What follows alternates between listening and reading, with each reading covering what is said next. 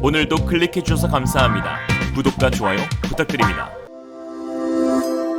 Realism. 러시아가 우크라이나 국경에 대규모 군병력을 집결하면서 인접 국경지대의 긴장감이 최고조에 달하고 있습니다. 미국과 유럽이 강력한 군사 경제적 대응을 예고하는 등 경고 메시지를 잇따라 보내고 있지만 러시아는 좀처럼 물러날 기미를 보이지 않고 있는데요. 이런 와중에 러시아는 벨라루스, 폴란드를 거쳐 독일로 연결되는 야말 유럽 가스관을 통한 가스 공급을 중단시키면서 압박을 가하고 있습니다. 러시아와 우크라이나 사이에 이상 조짐이 감지된 건 지난달부터입니다. 미 정부 당국은 내년 1월 초 러시아가 17만 5천 명의 대규모 병력을 투입해 우크라이나를 침공할 가능성이 있다고 판단했는데요. 러시아가 우크라이나를 침공하려는 이유는 나토에 대한 군사적 대응 방침 때문입니다. 앞서 블라디미르 푸틴 러시아 대통령은 나토가 우크라이나를 끌어들여 러시아 안보를 위협하려 든다고 비난했고, 접경 지역에 군대를 배치한 것도 나토의 침략으로부터 러시아를 보호하기 위해서라고 하였습니다. 푸틴은 우크라이나를 나토에 가입시키지 않겠다는 보장을 하라고 미국과 나토 회원국을 압박하면서 우리의 요구를 나토가 거부할 경우 군사적 충돌이 일어날 수도 있다는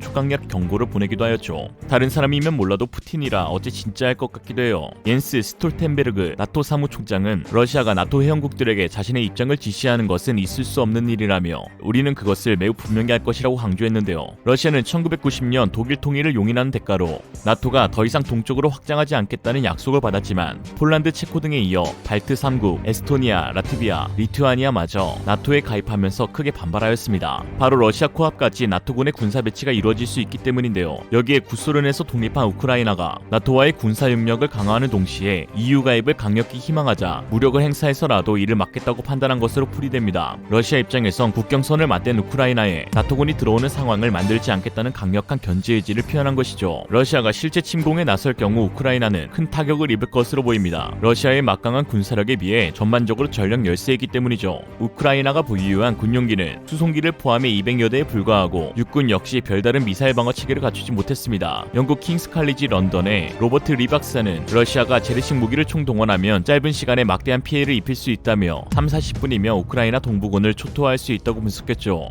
이에 우크라이나 대통령과 군사당국은 국제사회의 절실한 도움을 요청하고 나섰습니다. 볼로디미르 젤렌스키 우크라이나 대통령은 러시아가 군사적 위협 수위를 낮춘다면 몰라도 지금 당장 각종 경제 제재를 도입해야 한다며 예상 침공 시점이 얼마 남지 않은 만큼 유럽과 미국으로부터 군사장비 지원도 시급하다고 강조했습니다. 러시아와 나토 유럽국 간의 군사적 갈등이 심화되고 의견이 전혀 좁혀지지 않고 있는 가운데 최근 러시아 인접국들은 대대적인 군사 증강에 나섰습니다. 이에 최근 한국산 무기들을 찾는 국가들이 많아졌는데요. 한국산 무기들은 가격과 성능이 뛰어나고 나토 규격에서도 자유로워 들여오기 딱 좋기 때문입니다. 딱 좋아. 러시아의 팽창 정책으로 안보 위기감을 느낀 폴란드, 핀란드, 에스토니아, 노르웨이는 한국산 세계 최고의 명품 자주포 K9을 도입했는데 그동안 이들 국가는 나토의 동진과 이에 대응하기 위한 러시아의 서진 사이에 끼어 전전긍긍하는 상황이었습니다. 특히 2014년 3월 러시아의 유럽 진출 교두보 격인 크림반도가 러시아에 넘어가면서 크림반도를 발판으로 동유럽 침공도 가능해졌기 때문입니다. 폴란드, 에스토니아 등에 배치된 K9 자주포는 러시아 동부 전선에 배치돼 군사적 위협에 대응하고 있는 상황이죠. 또한 여기에 최근 슬로바키아가 한국산 경공격기 수입을 추진하고 있어 화제입니다. 한국항공우주산업 카이는 지난 11월 3일 슬로바키아 국영방산기업 에루티엔사와 FA50 수출을 위한 산업협력 업무 협약을 체결했는데요. 슬로바키아는 노후화된 L-39의 교체를 검토 중이며 FA50을 유력한 후보기종으로 고려하고 있습니다. 규모는 10여 대로 계약 금액은 6천억 원에 달합니다. 카이는 슬로바키아를 포함해 유럽의 경공격기 시장으로의 진출을 모색하고 있는데요. 슬로바키아의 수출 성공 시 국산 항공기가 EU 나토 국가에 수출되는 최초의 사례가 됩니다.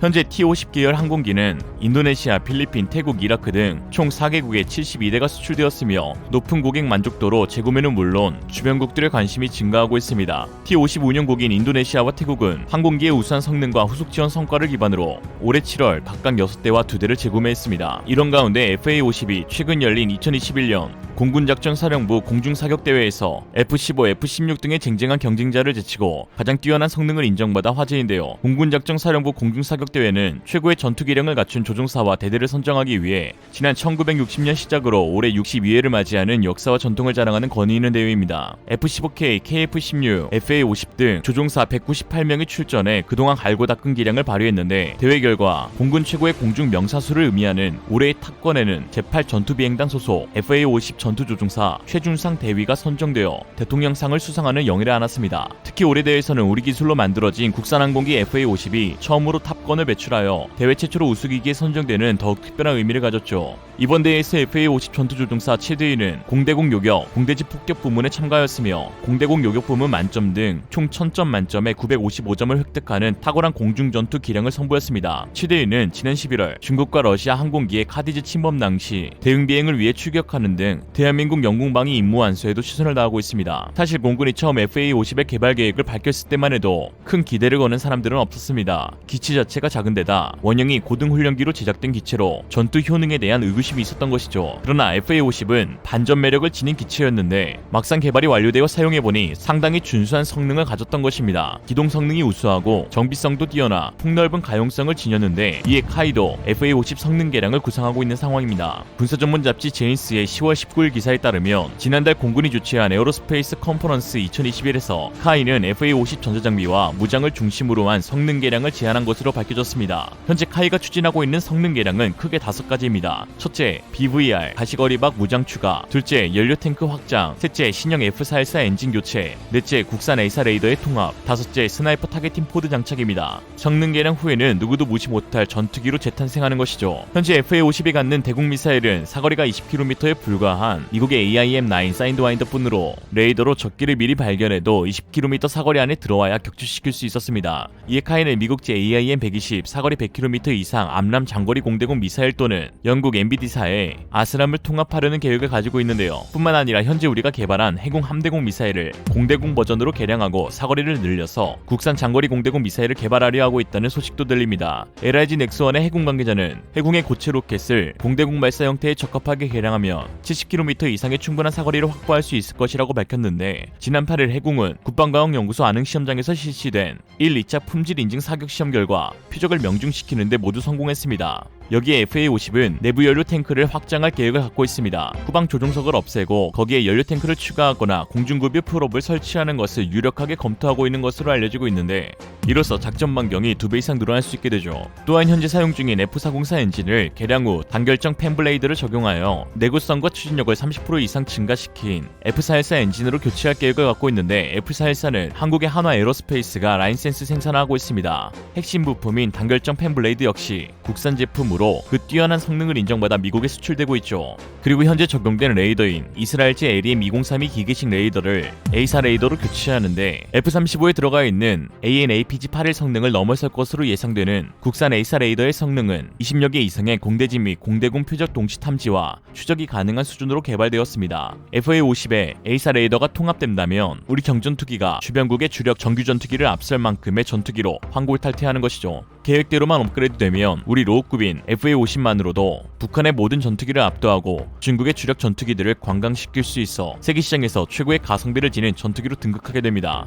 현재 심화되고 있는 러시아와 서방 진영의 군사적 갈등은 우리나라 안보에도 큰 위협이 되고 있는 상황입니다. 중국도 슬슬 나대고 있거든요. 미국과 영국을 중심으로 한 서방 진영의 강력한 동맹국 측에 대항하듯 최근 중국과 러시아는 협력과 상생을 강조하며 밀월 관계를 과시하고 있습니다. 푸틴아, 아무리 그래도 중국은 아니다. 지난달 23일 중국과 러시아 군함 각 5척씩 총 10척이 동해 주변을 한 바퀴 돌며 해상연합 2021 군사훈련으로 해상 무력을 과시하였는데 양국 기군이 연합함대를 구성하여 훈련에 투입한 것은 이번이 처음입니다. 한편 외교 전문가인 데이비스 케이든 노스웨스턴 대학 교수는 최근 러시아와 중국의 군사적 위협소 인접국인 한국의 중요성이 크게 부각되고 있다며 과거 서독과 일본이 미국이 주도하는 서방 진영의 선봉으로 경제, 군사 측면에서 세계 2, 3위의 대국이 된 것처럼 이제 그 운명의 시계추가 한반도를 가리키고 있다고 하였습니다. 신냉전 시대의 긴장감 가운데 대한민국은 늘 그래왔듯 위기 속에서 기회를 쟁취할 것입니다. 러시아가 한때 서방 진영의 개방 정책을 펼치며 협력 파트너가 될 것이란 친구 선언을 맺었지만 이번 우크라이나 사태를 통해 급속도로 관계가 얼어붙으면서 세계가 다시 혼돈에 휩싸이는 형국입니다. 오늘의 한 줄 평, 국제사회에서는 영원한 친구도 적도 없다. 단 중국 빼고. 이상으로 리얼리즘이었습니다. 여러분의 생각은 어떠신가요? 현명하고 지혜로운 여러분의 의견을 지금 댓글에 남겨주세요. 감사합니다.